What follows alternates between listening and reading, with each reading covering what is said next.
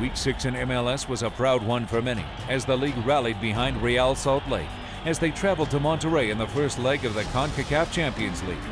Jason Price's side did not disappoint, playing out an exhilarating 2-2 draw on the road.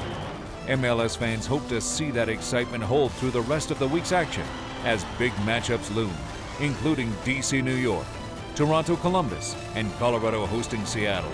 All that and more next on the MLS Review Show.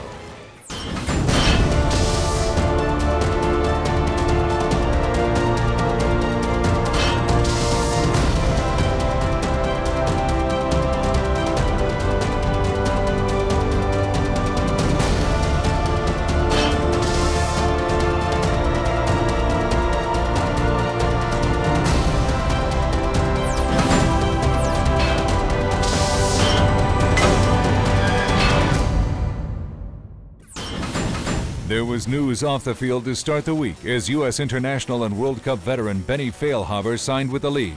Chivas USA had the first chance to add him to their roster, but passed due to salary cap concerns. Philadelphia passed as well, citing similar budget issues before the New England Revolution were able to claim him. After some rumors of trade offers for the former UCLA standout, Steve Nicol decided to keep the prize midfielder, who arrived at Revs camp on Thursday. Later that night, two of New England's Eastern Conference rivals got the action underway at RFK Stadium in Washington, D.C. After opening his 2011 account last week against the Earthquakes, Thierry Henry had a tremendous weight lifted off his shoulders. The inclusion of Luke Rogers in the Red Bulls lineup was the spark that both Henry and head coach Hans Backe were looking for. But it meant that promising young striker Juan Agudelo now found himself coming off the bench for the star-studded squad. With all of the talk about the offensive output last week, credit is due to the defense as well, having given up only 2 goals in their first 5 matches. DC's Charlie Davies would be looking to crack that vaunted defense after earning his first start a week ago and scoring his league-leading 5th goal of the season. Head coach Ben Olsen stayed with his forward pairing of Davies and Josh Wolf, but made a change in the back, reinserting the 3rd overall pick in the 2011 Super Draft, Perry Kitchen, into the lineup to pair with Dejan Jankovic. A win for either team in this rivalry matchup meant at least a brief stay at the top of the Eastern Conference standing. DC fans were out in force as Adrian Healy and John Harkes called the match from RFK Stadium. Between DC United and the New York Red Bulls here in RFK, we are underway. Solely with some space to work with. The cross for an open man! Thierry Henry with another header. He scored late on last week against San Jose. He scores early here at RFK. What a great ball this is. Solely picks his head up. Perfect way to the pass. New York's doing a good job of actually taking the game to them down this right side here going forward. Richards waited beautifully for Solly, who has the inside track. Solly's cross and Henry and the double. Thierry Henry is destroying DC. We saw Solly get forward for the first goal that provided to Henry. Here he is again, muscling his man off the ball.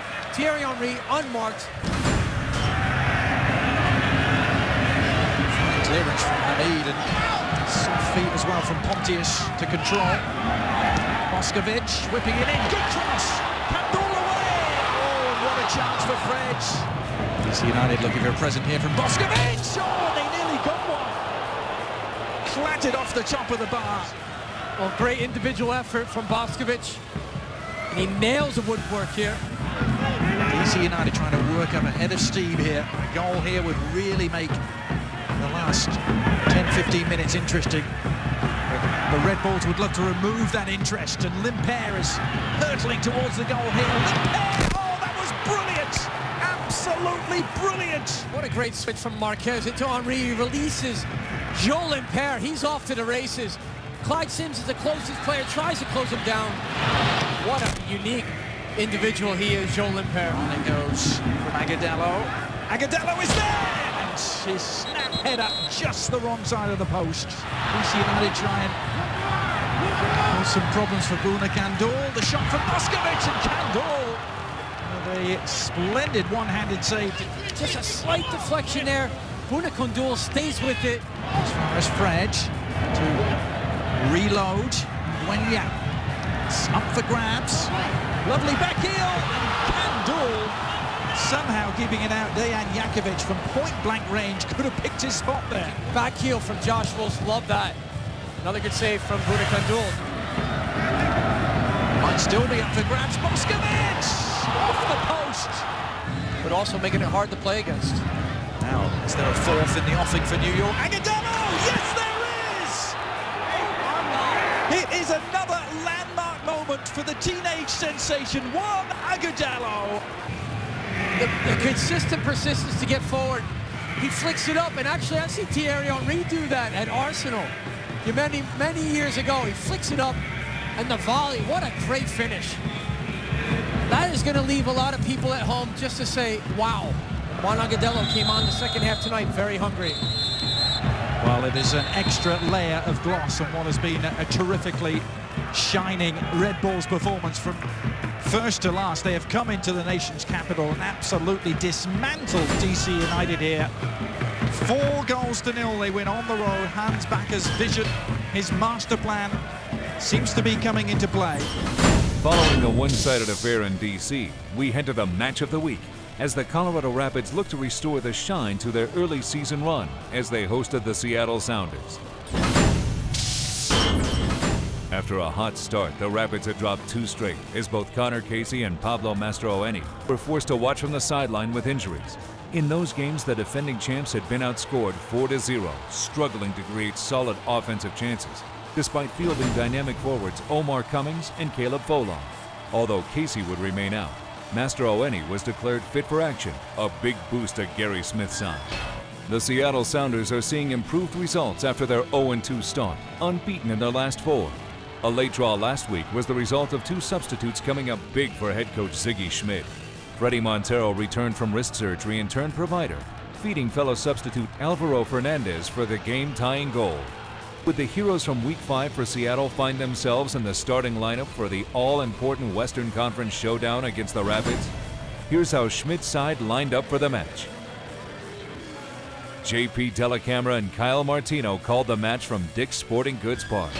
Ready for action? The burgundy and white, Colorado, Seattle in green. Off the chest of Brian Mullen.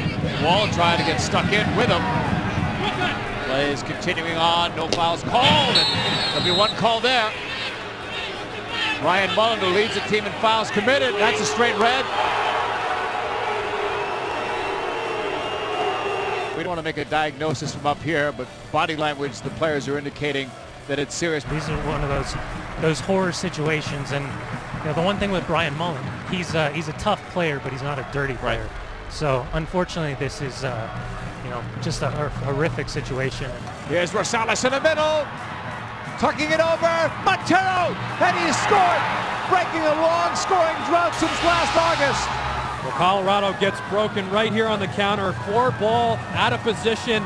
Good ball right here from O'Brien White to Spring Rosales. Takes a look up. 3v2. Has Montero, and Pickens is going to want that one back. Rosales got it forward. And look out there. Nice save by Pickens, robbing O'Brien White. Diassi will take it. Headed away by Evans outside the box. Brought down by Wynn. Into the box, one flick, but right to Casey Keller. And he's going to toss it way upfield because he sees Pickens running back, and he has Montero. What a great decision that was for Keller.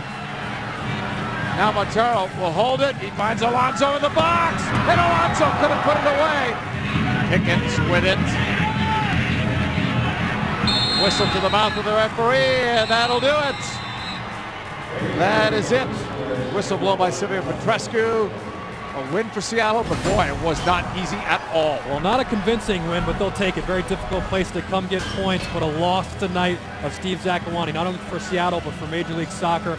It's a big blow for our team, you know, because, you know, he's going to be out for quite a while. And, you know, so now it's, you know, how do we adjust? Other people have to step up. We're just worried about Steve.